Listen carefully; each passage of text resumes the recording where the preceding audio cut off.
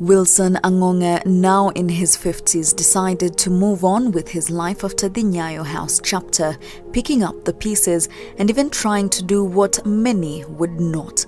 He joined the Truth, Justice and Reconciliation Commission as a statement taker, perhaps to put an end to a bitter past through healing.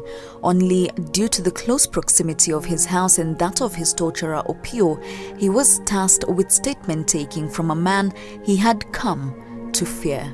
Mr. Opio is just a free person like any other Kenyans. And this process actually is for we Kenyans. We want it.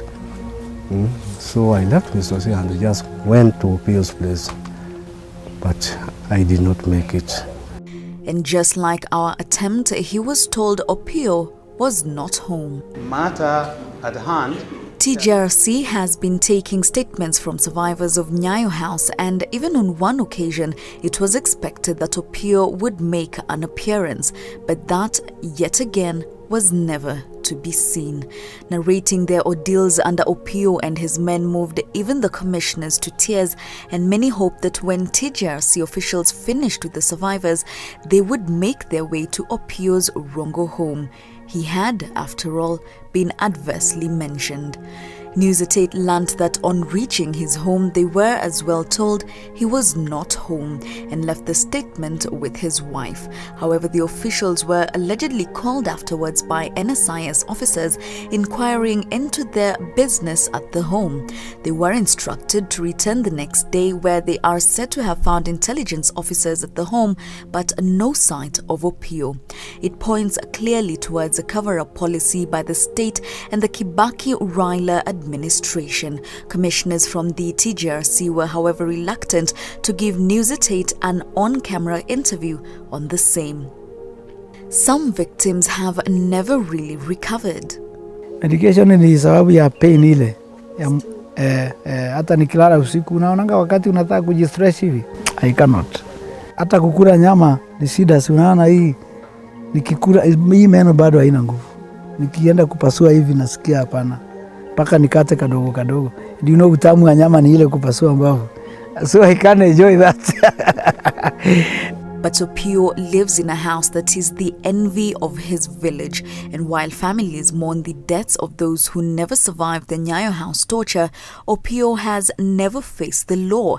He remains unprosecuted, now living in retirement in a house that spells success, even as the nation tries to heal from these past injustices. A journey that is, however, proving long and tedious.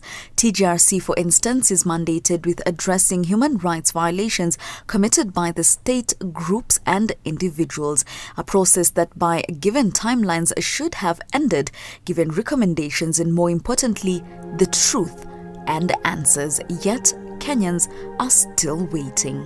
Now, even after weeks spent down at the coast, commissioners of the Truth, Justice and Reconciliation Commission are still not ready to present their final report to the public.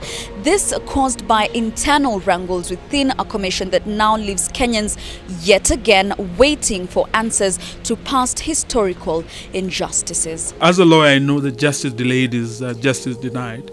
And I will be the last person to advocate for any delay, either of a case or of a ruling or of a finding, particularly through such a process. Looking at the progress report, which I'll be tabling before Parliament, I know that it's not practically possible for us to have this job done by 3rd of August. So it's only reasonable that we give them more time. We're not asking for years. Kenyans will not be waiting for another 20 years. And when it comes to finding closure, I would like even to meet him so that we can even shake hands. Because when I was arrested, I was 28. And right now I'm 52. You see, I'm somebody old. Yeah.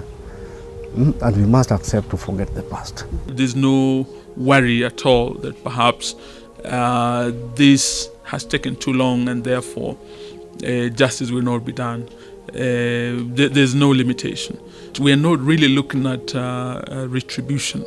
The purpose of the TJRC is to really bring about reconciliation, to bring out the truth about our bitter past, and for us to reconcile ourselves with the past. Were I to meet him or Opio, I would just treat them as humanly as I can without, I don't think that there would be need for me to behave towards them the way they behaved towards me. And so the wait continues, for it is said in the words of Martin Luther King Jr., true peace is not merely the absence of tension, it is the presence of justice. For Opio, the face behind torture, and his victims and the families of those who died in the dungeons, for the country to move on and reconcile with the past, answers will best spell out the truth and lay the foundation for moving forward. Jacque Maribe for News at 8.